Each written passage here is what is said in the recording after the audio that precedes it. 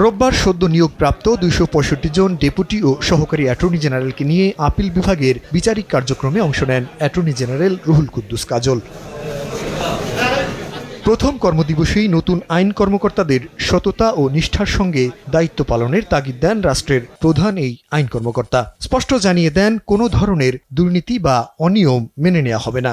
আমি প্রত্যাশা করি যারা নিযুক্ত হয়েছেন এই অফিসে রাষ্ট্রের পক্ষ থেকে দায়িত্ব পেয়েছেন, এটা একটা গুরু দায়িত্ব এবং তারা তাদের কর্মনিষ্ঠা, সততা এবং দেশপ্রেমের ভিত্তিতে তাদের প্রতি অর্পিত দায়িত্ব পালন করবে।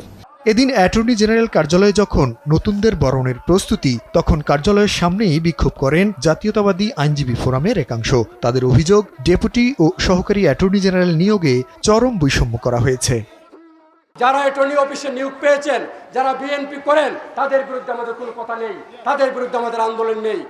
যারা ফ্যাসিস্ট করতেন, 17 বছর আওয়ামী লীগ করেছেন, আওয়ামী লীগের সুবিধাভোগী, এখন টাকার বিনিময়ে অ্যাটর্নি জেনারেল দায়িত্ব পেয়েছেন, একটি ফ্যাসিস্টকে কোর্টে ঢুকতে দেব না। আমরা এই সকল ধরনের ফ্যাসিস্ট, গুপ্ত, সুপ্ত, দুর্নীতিবাজ যারা এই অফিসে নিয়োগ পেয়েছে এবং যারা এই অফিসে আগে থেকে আছে, তাদের সবার পদত্যাগ চাচ্ছি।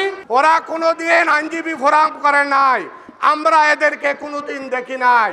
যারা কিভাবে আসলো, কেমনে আসলো, আমরা এই জবাব চাই এই অ্যাটর্নি জেনারেলের কাছ থেকে। নিয়োগ পাওয়া ফ্যাসিস্টের দোসরদের অবিলম্বে বাদ দেয়া না হলে আরও কঠোর আন্দোলনের হুঁশিয়ারি দেন বিক্ষুব্ধ আইনজীবীরা। জুনায়েদ আল হাবিব, দেশ টিভি, ঢাকা।